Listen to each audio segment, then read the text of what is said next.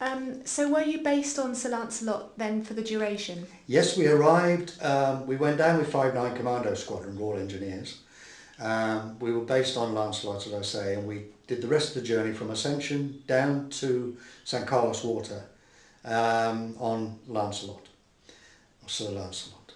We arrived on the 21st of May with everybody else on the task force. Beautiful day, absolutely clear skies, beautiful sunshine, you know, peace and quiet, and then the offloaded starting. We started to offload, but by the time I'd sort of daylight, most of the troops, fighting troops, had gone off.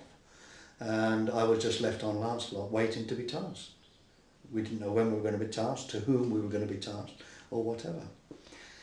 Anyway, that was the Friday, the 21st of May.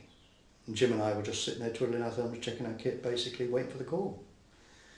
Came on the Friday evening that HMS Argonaut had reported being hit by 2 bombs which had neither of them exploded, and they wanted help. Now, prior to this, a signal had gone back from the task force to the UK saying we've got unexploded bombs on board. What do we do about it? Signal came back from the UK to them. You've got people down there with the right kit, use them. They didn't have a clue.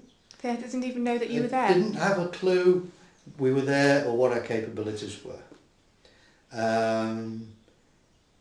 So we were tasked eventually. I mean, we didn't know that until afterwards, but that's what had happened. We were then tasked to Argonaut. So, you know, what kit do we take? What bombs are we dealing with? We hadn't a clue. And how were you going to get there as well? Well, that's another problem, because there's no vehicle allocated to John Phillips and Jim Prescott. You've got to scrounge a lift from ship to ship across. Everybody had their own problems. Despite the fact that actually it's rather important because there are 2 bombs that haven't gone off. Yes, indeed. So it was help yourself, basically. So we had to scrounge a lift across to HMS Argonaut, and we went on what they call a rigid raider, which is what the commandos have. It's a rigid boat which they use for deployment, and it moves quite quickly across the water, and that's what we went to Argonaut on. And we were met by a petty officer, and he said, the first things he said to me was, I put mattresses around the bomb and to hold it steady. He says, but you need to look out for the wires coming out the nose. Now I'm thinking, wires coming out the nose? You know, what am I dealing with here? Had this bomb been dropped from an Argentinian Right, plane, what obviously? had happened was they'd been attacked by 2 aircraft, one from each side, and they both dropped bombs very accurately, and neither had exploded.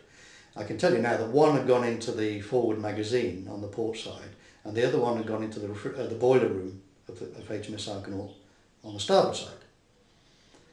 They couldn't give us access to the magazine one because it was flooded, so they took us to the one in the boiler room. And it was very easy to identify. As soon as we saw it, we knew what it was. It was a British 1,000 pound high explosive general purpose bomb. It now transpires, I've learnt years afterwards, that the British government sold the Argentinians Canberra bombers, and they sold them the bombs to go with it. And it was those bombs they were throwing back at us in 1982. Right. Incredible. So my main concern when we saw the bomb in the boiler room was, what about these wires sticking out the nose? So the first thing I did was to look at, I could see the pistol, the firing mechanism, which I'll talk about in a minute, was at the rear of the bomb, but I was more interested in these wires in the nose. So I looked at it, and what had happened was, it's a well-known fact that when you've got a pointed bomb, if you drop it on a waterborne target, the chances are it's going to skip, like you do a stone when you throw it on a lake, it skips. And if you don't aim accurately, it's going to skip over the target. Now, some of the bombs did. So to reduce that risk, what you do, you put a flat plate on the front of the bomb to reduce the skip. They hadn't put a plate on. What they had done is simply unscrewed the nose cone and made a bit of a flat surface, which exposed the threads. The bomb had come in the boiler room wall, had gone round the boiler room twice, picking up the lagging off the pipes in the boiler room. Now the pipes lagging is chicken wire and asbestos, or it was in those days, asbestos bandaging. And it was a chicken wire that was sticking out the front of the bomb. Oh, right. All right?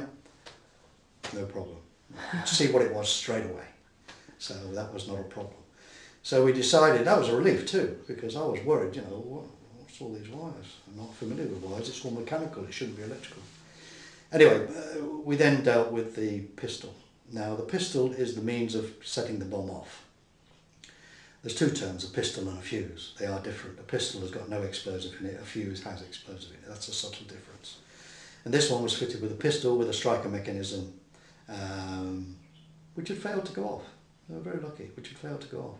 And our job was to separate that pistol from the bomb, to make it safe, or render it safe. So we informed the captain what we were going to do. We got all the crew out that could be spared out onto the top deck in case of mishaps. Did all the right things. Fitted the tools that we had carried with us onto the pistol to remove it, which was another problem in itself, which I'll mention in a moment, and used the tool and it simply extracted. Now what we're doing is, we have a tool called a rocket wrench.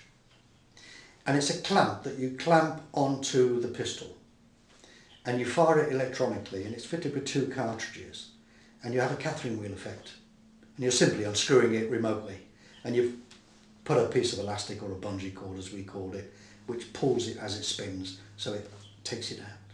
And that's what you do. That's the technique for this particular bomb. And then you retire to a safe distance, and on board ship there isn't a safe distance, you know, you're only feet away really. And then you fire these cartridges to remove the pistol. Very successful on this account. We fired once and it simply unscrewed the pistol, which separated the means of setting it off from the high explosive charge. All we had then was a container of explosive, which was safe to handle. We set the crew the task of getting it out of the boiler room onto the deck, and then they did what they call the float test. They put it in the water and it sank. All right? They called it the float test. And it just sank, and that's how they got rid of it.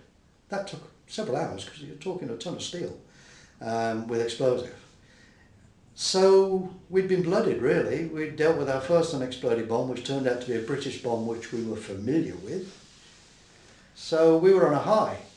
We knew there was another one in the forward magazine, and we were told by the captain that once they'd gained access to that one, they'd call us back.